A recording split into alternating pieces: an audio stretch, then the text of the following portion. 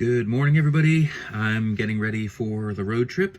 So it's going to be me and Michael, and then my niece, her husband, and their kids. And we're going out to Massachusetts, Gloucester, Massachusetts, to see my other nephew. Now, my other nephew had a bit of an injury at work, and he's fine. He's okay. He's not permanently injured. But I think it was sort of, I don't really believe in fate or all that stuff, but sometimes you take what you can from every event, and whether you believe it's a divine intervention or karma or in the cards, or if you believe it was just a coincidence, you still sometimes use that incident to improve things or alter the way you do things. Like when somebody dies. My sister-in-law passed away a couple of years ago, and everybody learned that, we all decided that we need to spend more time together because we never know which day is going to be our last. And a huge part of why we spent so much time with the family this past couple of years is because of that.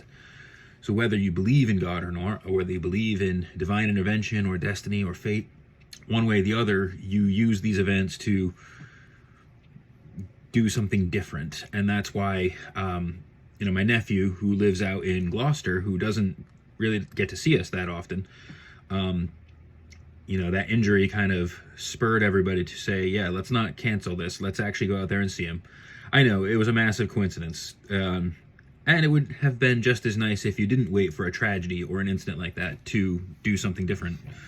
And when I get back, I'll be starting my new job officially.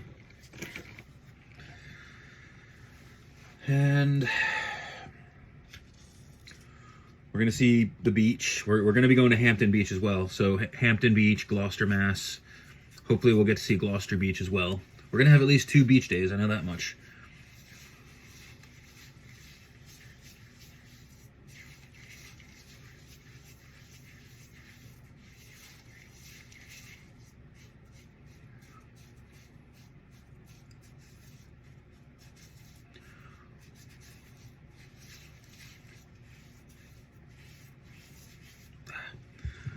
Got to restock on my Harry's shaving cream soon.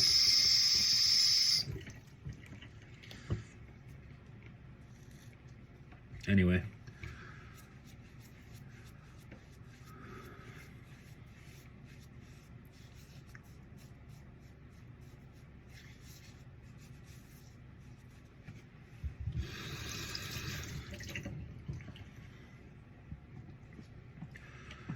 So let's see, what else?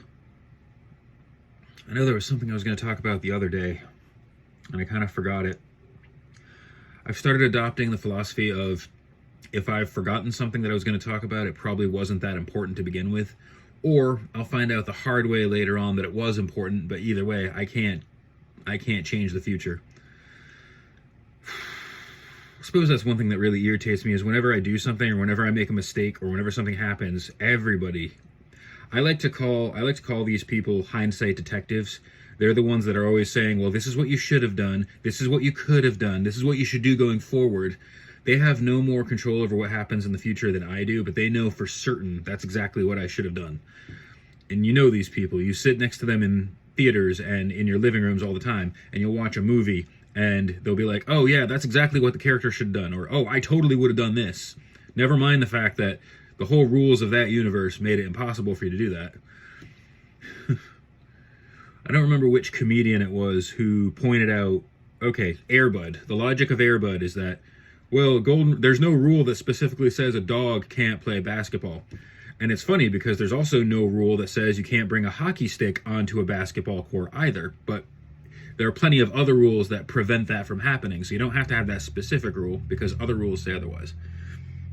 And so whenever somebody acts like they know what they would have done, it's because they don't know the whole situation to begin with. Now you don't tell, like whenever you tell somebody, hey, I was in a car crash, or like if you say I was in a car accident, right? You don't tell them every single detail. You might tell them if they ask for more information, or if they seem interested in the story, you might elaborate on detail. But for the most part, and even if you do tell them all that, you don't tell them every single thing, because you don't know every single thing. You only know what your perspective was. And so it's extra presumptive when somebody else says, well, this is what you should have done, because they have no clue. They have no clue whether what you did or didn't do would have had any effect on the outcome. Sometimes, yes, but for the most part, I mean,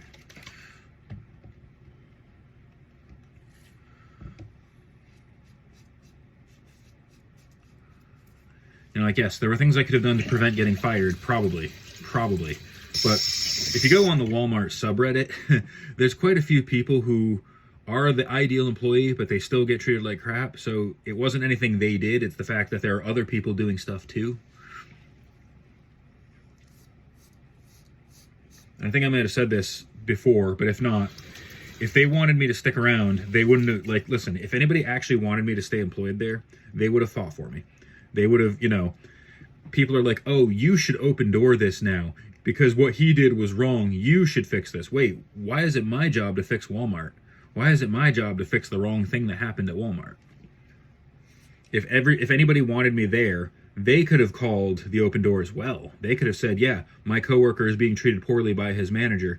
I would like this investigated. But no, nobody does that.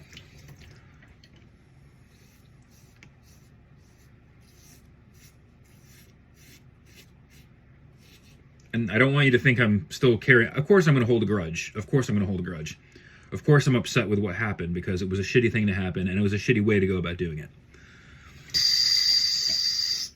I mean, look at it this way. This is just an example. If you're elderly, if somebody is dying in a hospital bed, okay, you know they're going to die anyway. Does it make it right to smother them with a pillow? No, because that's still murder. You're making a decision for that person and you're acting upon your decision to remove that person from the world, and you're telling yourself that you have done it, like you're telling yourself it's the right thing to do. What my assistant manager or coach did was the coworker equivalent of smothering me with a pillow, I guess. I mean, I don't know. I know that's a stretch, but my point is that he did the wrong thing. He went about it the wrong way.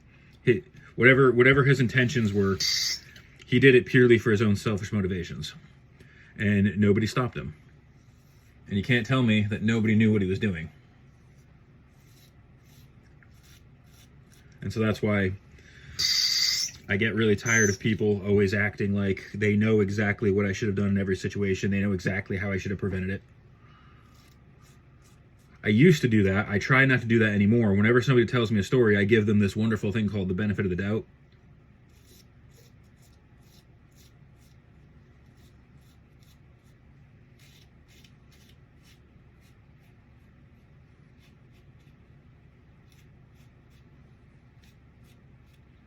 And it's perfectly okay to recognize when you're the problem, but that doesn't mean you have to be the problem every time. Sometimes other people can be the problem too, and there's just nothing you can do about it.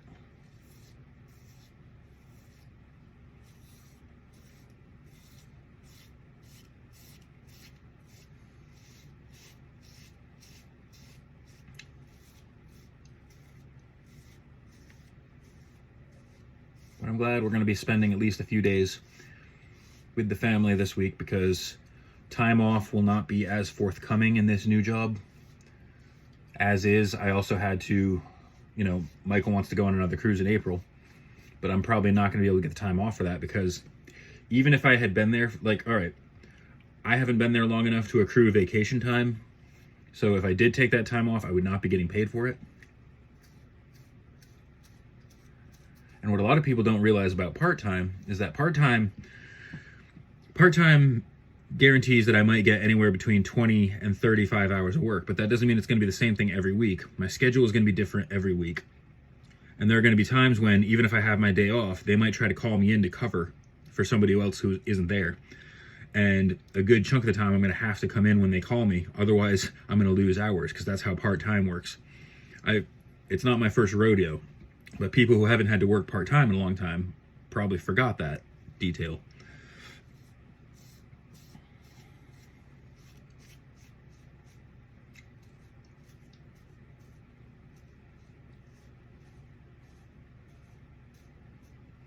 And that's just why I'm hoping that everything goes smoothly and that I don't have any more drama.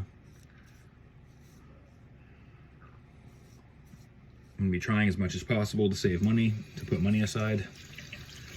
So that way, if this happens again, or if I decide it's not going to work out, I have a nice cushion to cover me.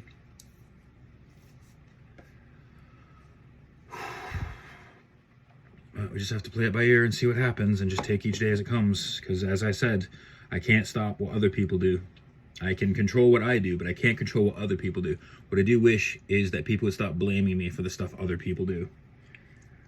Like, I'm not this perfect human being.